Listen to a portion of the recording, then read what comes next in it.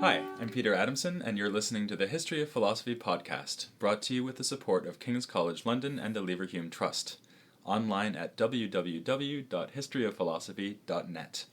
Today's episode will be another interview with my colleague here at King's, Professor McCabe. Hi, Hi, Peter. Today we're going to be talking about Plato's views on knowledge, which is a topic I've been looking at in several recent episodes. I was wondering whether you could tell me, for example, whether Plato thinks that I could know the fact that I'm sitting in a chair right now talking to you. Is that the kind of thing he thinks I could know? I think a lot of people would say that he thinks you can't know something like that, because a lot of people believe that on Plato's account, knowledge is determined by what it's of, so that you can only know when you have objects of a particular specified kind. I'm not sure that tells the right story. I'm not sure that it tells the story about why knowledge should be anything much that we care about, in particular why we should associate knowledge with virtue if we can't think of knowledge as having as its objects the sort of ordinary mundane things like sitting in a chair. But I think there is a problem for him with the idea that knowledge could be of something on its own, like, here I am sitting in my chair. So there are two separate questions here, it seems to me. One of them is whether one thinks about knowledge in these strictly delimited ways that contemporary philosophy thinks about it, so that you might think of knowledge in terms of I know that, some true proposition, and I know it because I'm justified in believing it, and so on and so forth, or whether, in fact, knowledge is something broader and wider than that. And would that mean that if I know anything, then it means that I know some other things as well? So I couldn't just know one thing at a time, for example, that I'm sitting in a chair? I think Plato thinks that. I think it's not that he thinks that knowledge is only direct access to some rarefied objects, for example. I think that he thinks that knowledge has to be somehow or other systematic. There are two outstanding reasons for that. One of them is that he thinks that knowledge is connected with explanation. You can't know that something is true unless you know why it's true. So, at least to know one thing, you've got to know one other thing. Namely why the first thing is true. Namely why the first thing's true. So you've got to know, as soon as you know something, you know two things. And in fact, then that spreads out to... Is there a third thing I would know, namely that the fact that I know it? Exactly. So there are two conditions, I think. One of them is a condition on how what we know is structured. The other is an internal condition on how we know that we know, how it is that we think about our own epistemic condition. And it seems to me, at any rate, that those twin conditions on knowledge for him determine how we understand what he thinks knowledge is. And they make sense, then, of a lot of the other connections that he makes between knowledge and virtue. Right, which we'll get onto in a second. Yeah. But I first just want to think about that a little bit more. One result of what you just said, I guess, is that I couldn't ever know something without knowing that I know it. Exactly. Right. And so what that would mean is if I can't know something without knowing that I know it, then I guess if I asked him, well, Plato, tell me what it's like to know something, he would say, if you have to ask me, then you've already failed. There are two ways of understanding what you just asked me, though, aren't there? One of them is whether I can give you an account of what it feels like to know something, which is one question, which maybe your response would be the right one to that. Well, if you don't know, if you've got to ask, if you've got to ask, you ain't never going to know.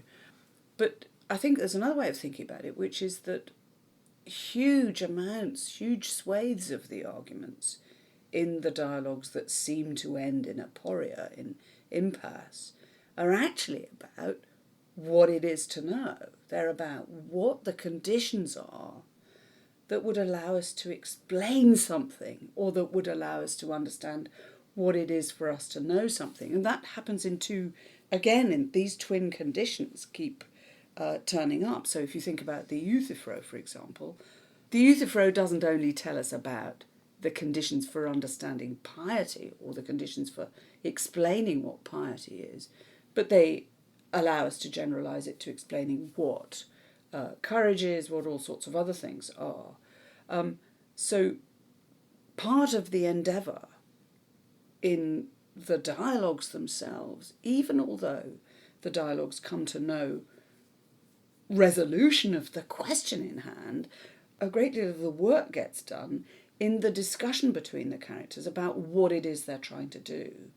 And that discussion is partly about this condition on knowledge of explanation, condition that we need to be able to say why something is so, what it is for something to be pious or brave or whatever. At the same time, there's a whole series of other themes, particularly in the Socratic dialogues, but they turn up over and over again, about what the internal conditions of knowledge are, what it is to know that you know. And somebody might say, well, that's just trivial. What it is to know, yeah, of course, when you know that you know. You get that for free. Right. However. And Socrates is not interested in that. Socrates is much more interested in thinking about how knowledge makes a difference to our psychological constituency. And I mean psychological in a quite strict sense. I don't mean psychological in anything that might be separable from accounts of knowledge, but it's an internal condition on what knowledge should be like. And is this why virtue and knowledge are so closely related? Because, I mean, what you just said seems to imply that for me to have knowledge would be for my soul to become a certain way. And my soul's being a certain way sounds like being virtuous. Is that right? I think that's where the connection gets forged. It's not clear which direction it comes from, that if he starts out by thinking about virtue, he ends up thinking about knowledge, or the other way round. But it's certainly seems true. Like he goes back and forth. But, well, I think that's probably right. And that you understand the connection between virtue and knowledge because virtue, like knowledge, is a state of soul. To what extent do you think that he's just working out the implications of something Socrates seems to have thought, which is that virtue is knowledge? For example, if I'm courageous, that means that I know what to do in battles. Or maybe it means that I know what courage is. For example, I can give a definition of courage. Do you think that Plato is just exploring that Socratic idea? Or is there something, as it were, distinctively Platonic here, which isn't Socratic? I think the former. A large amount of Plato's investigation into knowledge is dominated by Socrates all the way through to the Theaetetus and perhaps beyond.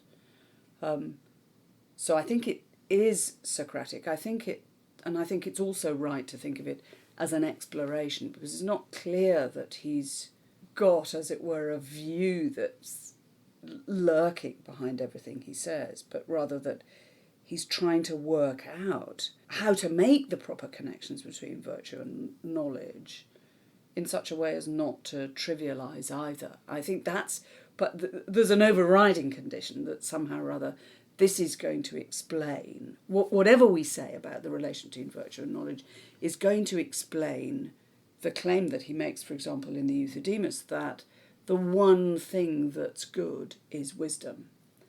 Now, that's a very, very high claim. What he actually means is the one thing that's good itself by itself, actually in the context of the argument there, but that's an enormously strong claim. So we need...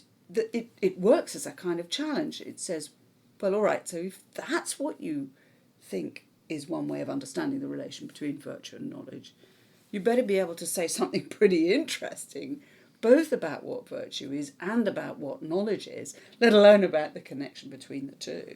So when we started off talking about this, I gave a kind of trivial example. I know that I'm sitting in this chair talking to you, and clearly Plato thinks that knowledge is something more advanced than that. Yes. And now it's starting to sound like knowledge is incredibly advanced, so I have to be a kind of perfect philosophical sage, maybe in order to know anything. Is this one reason... Well, I guess maybe there's two questions here. One is, does Plato think that? And the other question is that why Plato is so worried about this problem of how you get started? So, for example, in Meno's paradox, the problem seems to be, if I start out in a position of complete ignorance, how will I get to knowledge? you might think it should be very easy, right? If I'm sitting here, then it's easy for me to come to know that I'm sitting here. But if he thinks that knowledge is this incredibly high-level attainment, so it means being virtuous, then you can see how it would be pretty hard for me to get from being this ordinary schmo to being this sage. Right. And it's hard to know how I would even get started. I think maybe there are three directions one can go from that thought. One of them is, why is he so worried about starting? How does the worry about starting connect with the worry about finishing? Because you might think that the starting question is about a completely different conception of knowledge than the question about whether I have to be a fully fledged sage in order ever to be a knower at all. The third question, it goes back to your first question to me, which is about scope. If there's a very high condition on knowledge, so it might be like being a sage, what's it got to do with sitting in a chair? Mm-hmm. Is it that I can only really know sagey sorts of things? Or do I have to have grand things, or can I know boring things? And it seems to me that there, again, the connection between virtue is very important, because we need to be able to figure out what context virtue is in, as well as what context knowledge is in. So if virtue is about living a life, then, and it's connected with knowledge, then the knowledge that it's connected with will have to be about not just sagey things, but boring things like ordinary moral questions and ordinary practical questions as well. For example, how do I get to Larissa, this other Greek city that's mentioned? Right. I mean, there are examples in Plato, right, of these apparently just facts of the matter. So there's how do I get to Larissa? In the Theaetetus, there's whether this man is actually guilty of the crime if I'm on the jury. Right. So the question there is whether there are low conditions on those kinds of claims. Supposing there is a fact of the matter about where Larissa is, or whether the bloke did whatever dreadful thing he's supposed to have done. How much is it enough to add to make that into knowledge? And the question arises over and over again. And there are times when it looks as if he supposes that we can add something moderately low-key, but at other times it looks as though he thinks that no addition is enough without having all the additions. It looks as though he thinks that coming up with a proper account of why the thing that we believe is true engages us with being able to say why everything is true. So once you start to think about it like that, it's slightly misleading, because contemporary discussions about knowledge turn on questions about individual propositions and whether you can account for them as being true. So if they're beliefs and they're true, what kinds of justification would allow you to think that they're knowledge? I don't think Plato's dealing with it in those terms. I think he is thinking much more comprehensively, not so much about justification as about explanation. And he supposes that explanation is much more global than anything that we might think looks like justification. So knowledge will be holistic on that account. And is that where the forms, the famous theory of forms, will come in? I haven't really talked about that in the podcast yet. But if what you just said is right, that he thinks that to know anything gets you off on this process of thinking about explanation, that thinking about explanation in some way would change your soul so that you'd become virtuous, and that explanations kind of all hang together. One reason you might think that the explanations all hang together and think that the things that you wind up knowing are structured and harmonious in just the way that your virtuous soul is structured and harmonious. One reason to think that would be if what you're knowing is these other objects, which are the forms, which are themselves all structured and interrelated. But I haven't really gotten into the forms in the podcast yet, but I think it still might be worth wondering whether we can say all these things without wheeling the forms on, or whether it's, as it were, an epistemology which you can embrace without also embracing the theory of forms. I think you probably could. I think you might I want to come back to the thing you just said about virtue and a state of soul. So, but leave that on one side for a second. It seems to me that you could perfectly easily say something about knowledge such that you only know when you know all there is to know, without being committed to something about transcendent entities that constitute the explanations of the things that you know, which is one way of thinking about the theory of forms. On the other hand, I think it's important to remember that one of the conditions that Plato seems to put on all of these accounts of knowledge is that what knowledge is about is something that's real, whatever it is he thinks counts as real. So you don't have to believe in the theory of forms, but you have to be a realist. I think you have to be a realist. Whatever the object. I think you have to be a realist. But then that comes back to the question about virtue, it seems to me. So put it like this. One might think that, well, knowledge under those conditions is just a huge expertise. It's just a most enormous kind of science that includes any possible science that you might care to think of. And whenever there's a new science, because you're a knower, you know that science as well. And there are some jokey arguments about that. No, you've talked about the Euthydemus, and there are some jokey arguments about this in the Euthydemus. If that's how one thinks about it, if one thinks about knowledge as this just overarching super skill, and an overarching super skill that's directed at reality, you might then think that what it would be to be virtuous is something rather kind of dismal, because what knowledge will then allow you to do is sort of calculate. So if knowledge looks like that, it looks like a calculating skill, and you'll be able to tell what's the right thing to do on any given occasion. Of course, what that leaves out of account is that you'll also be able to tell what the wrong thing is to do on any given occasion, and there's no account internal to that super skill account of knowledge that gives you an account of why you would behave in any particular way.